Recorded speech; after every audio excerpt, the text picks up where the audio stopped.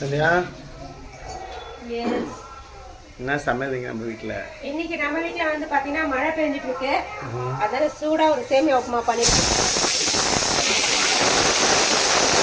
இது கீரை வேக வச்சிருக்கேன். இது உருளைக்கிழங்கு. உங்களுக்கு வழக்கம் போல கருப்பு கவுனி கஞ்சி தான்ப்பா. இது 2 அரிசி வந்து ஊற வச்சிருக்கேன். கொஞ்ச நேரம் பொறுத்து நம்ம வச்சிருவோம். ஓகே, சமையல் செஞ்சுட்டு பார்ப்போம். சேமியா இங்கே இருக்கு. நம்ம எடுத்து சேமியா உப்புமா பண்ணிடலாம்.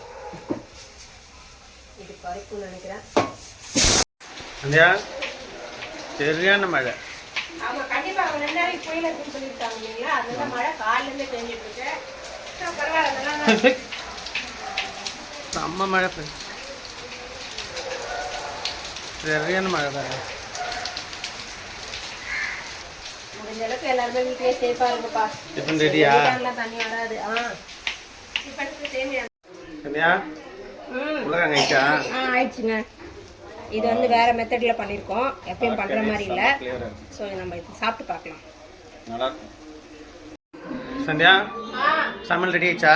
ரெடி ஆயிடுச்சுங்க. சாதம் இப்படிதான் வந்துட்டு இருக்கு. ஓகே, இது உங்களுக்கு கஞ்சி, எங்களுக்கு சேமியா உப்புமா, உருளைக்கிழங்கு வறுவல்.